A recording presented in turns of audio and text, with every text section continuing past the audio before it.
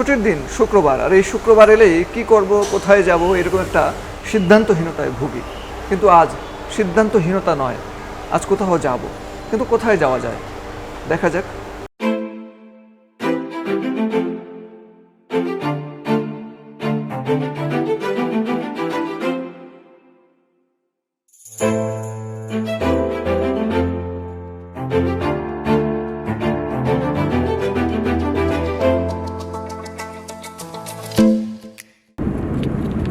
আমরা কুড়িল ব্রিজে উঠবো একটু পরেই। শুক্রবারের রাস্তা, খুব অসামান্য একটা দিন, না বৃষ্টি না সেই রকমের ঝাঁঝালো রোদ, মাঝামাঝি আছি। আকাশে মেঘ জমছে, কখনো বৃষ্টি হতে পারে, হলে ভালো, না হলেও ভালো। কুড়িল ব্রিজ থেকে নেমে আমরা 300 ফিট যে সড়ক, হাইওয়ে, সেই সড়ক দিয়ে আমরা যাবো চিন্তা পার্কে।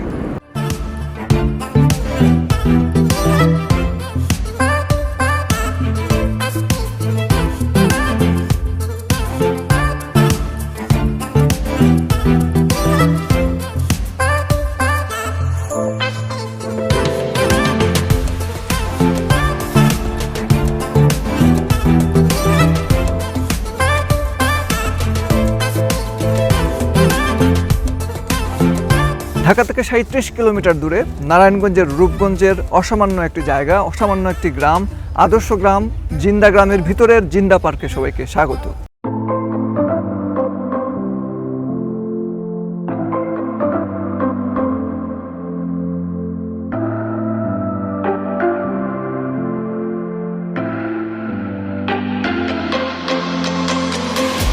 Come follow me to a secret place where only the moon can see.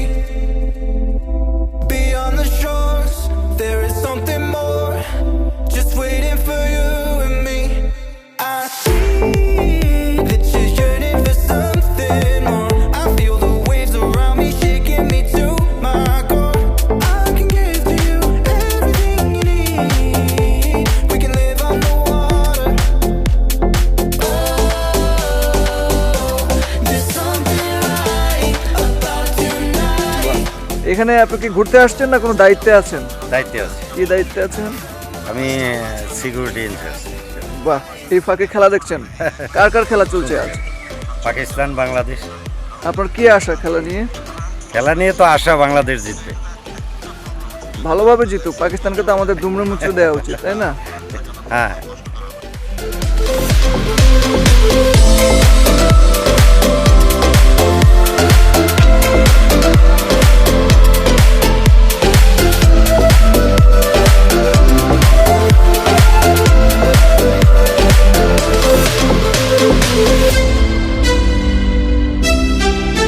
শুরুতেই আপনাকে অভিবাদন যে আপনি একটা চমৎকার পার্কের তত্ত্বাবধানে আছেন এবং আপনি এটার সঙ্গে জড়িত, এই সমিতির সঙ্গে আপনি আছেন। আপনি আমাকে প্রথমে বলবেন যে যারা এখানে আসতে চায়, যদি জিন্দা পার্ক সম্পর্কে তারা কিছু জানতে চায়, এই জিন্দা পার্কটি আসলে কিভাবে তৈরি হলো? সামাজিক যে প্রয়োজনীয়তা বা দায়বদ্ধতা, ওইখান থেকে জিন্দা পার্কের বা আমাদের আজকের এই প্রতিষ্ঠানের জন্ম। সেই 1980 সনে যারা এই পার্কটির যিনি প্রতিষ্ঠাতা বা স্বপ্নদ্রষ্টা মোহাম্মদ তোবারক হোসেন কুসুম, উনি সহ আরও 4 জন সঙ্গীকে নিয়ে কিশোর বয়সে 60 টাকা পুঁজি দিয়ে আমাদের প্রতিষ্ঠানের যাত্রা শুরু। আচ্ছা, সমিতির নামটা কি? সমিতির নাম হচ্ছে অগ্রপথিক পল্লী সমিতি। বাহ। সেই সমিতিতে এখন সদস্য সংখ্যা কত? আর সমিতিতে সদস্য সংখ্যা প্রায় 5000-এর মতো। এই পার্কটি কতটুকু আয়তন? 100 বিঘা জমির উপরে আমাদের এই পার্কটি প্রতিষ্ঠিত। কি কি আছে? লেক টিলা অরণ্য সমন্বিত প্রাকৃতিক পরিবেশ, যার মধ্যে প্রায় 20 থেকে 25 বিঘার মতো লেক, 5টা লেক অবস্থিত। তারপর আর স্থাপত্যের মধ্যে সেটা হলো যে primary school, secondary school, library, ঈদগাহ, কবরস্থান, মসজিদ, খেলার মাঠ, কমিউনিটি ক্লিনিক, আমাদের কার্যালয়, রেস্টুরেন্ট, এই আমাদের যেই একটা সমাজে যা যা থাকা দরকার আমরা ওই জিনিসটাই এখানে বাস্তবায়ন করার চেষ্টা করছি। শুরু থেকে এখনো পর্যন্ত আমরা চেষ্টা করে যাচ্ছি 100% নিরাপত্তা দিতে। আচ্ছা, হ্যাঁ, যে জিনিসটা আমি মনে করি যে মানুষের মধ্যে এই ফিলটা আছে যে জিন্দা পার্কে কোনো ঝামেলা নেই। আমাদের এখানে প্রায় 250 প্রজাতির 25,000-এরও অধিক বনজ, ফলজ, ঔষধি সহ প্রায় 25,000-এর অধিক আমরা ডরমিটরি কাজে হাত দিছি, যেটা শুধুমাত্র ফ্যামিলি মেম্বারদের জন্যই, যারা বাইরে সময় কাটাতে চায় ওই রকম বিবেচনা করি আমরা অ্যালাউ করবো আর কি।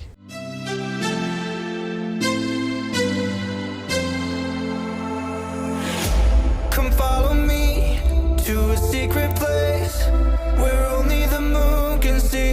দেশীয় খাবারের খুব চমৎকার একটি রেস্টুরেন্ট আছে, এই রেস্টুরেন্টের নাম মহুয়া রেস্তোরাঁ।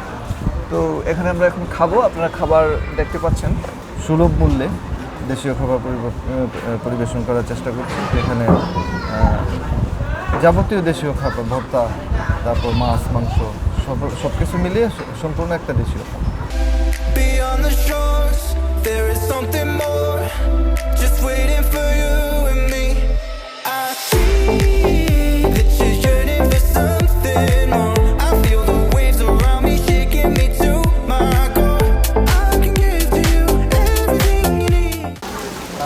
ঠিক যখন আমরা খাচ্ছিলাম অনেক তৃপ্তি নিয়েই খেলাম, আর এরই মধ্যেই বৃষ্টি এলো। আপনারা দেখতে পাচ্ছেন জিন্দা পার্কের বৃষ্টির একটা আলাদা স্বাদ এবং গন্ধ আছে। কোনো মন খারাপ করা কোনো মানুষ যদি তার মন খারাপটাকে আরও বেশি বাড়িয়ে তুলতে চায়, তার জন্য জিন্দা পার্ক খুবই উপযুক্ত জায়গা।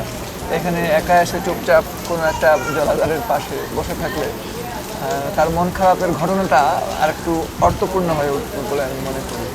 তো আপনাদের যাদের মন খারাপ কিংবা মন ভালো, দুই প্রকৃতির মানুষের জন্য এই জিন্দা পার্ক খুব উপযুক্ত জায়গা।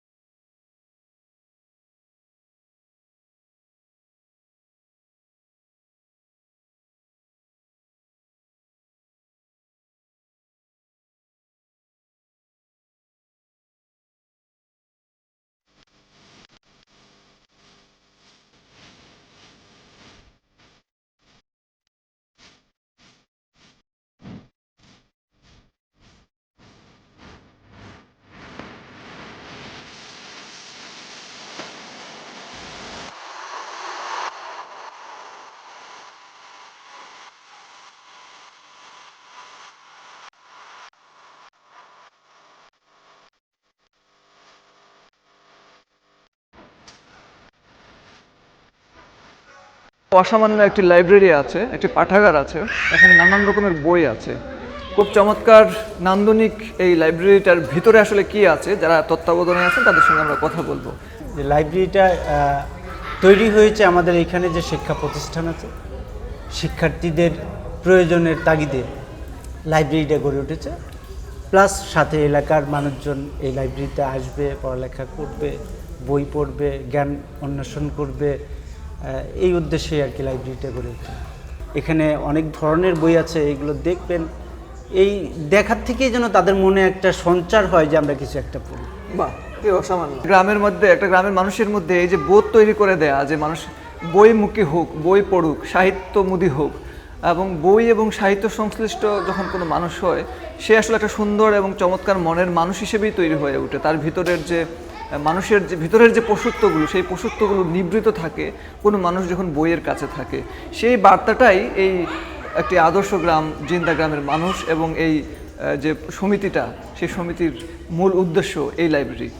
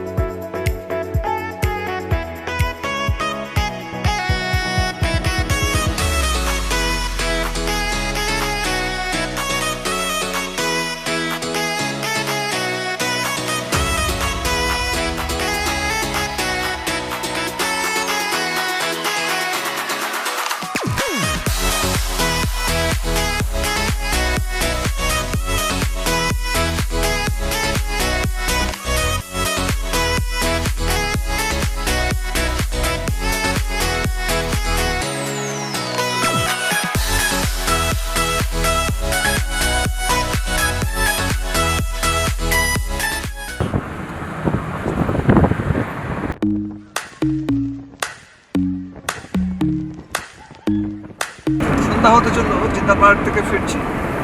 এটা অসামান্য অনুভূতি। পার্কের বৈশিষ্ট্য এমন, এখানে একবার আসলে বারবার আসতে ইচ্ছে করে।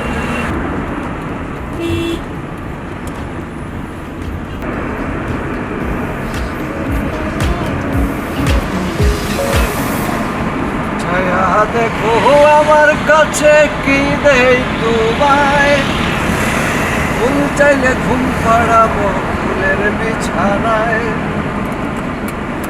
নদী চাইলে সাগর দেব চাও যদি তারায়, পুরো আকাশ ঢাইলা দেব ভালোবাসায় ভরা।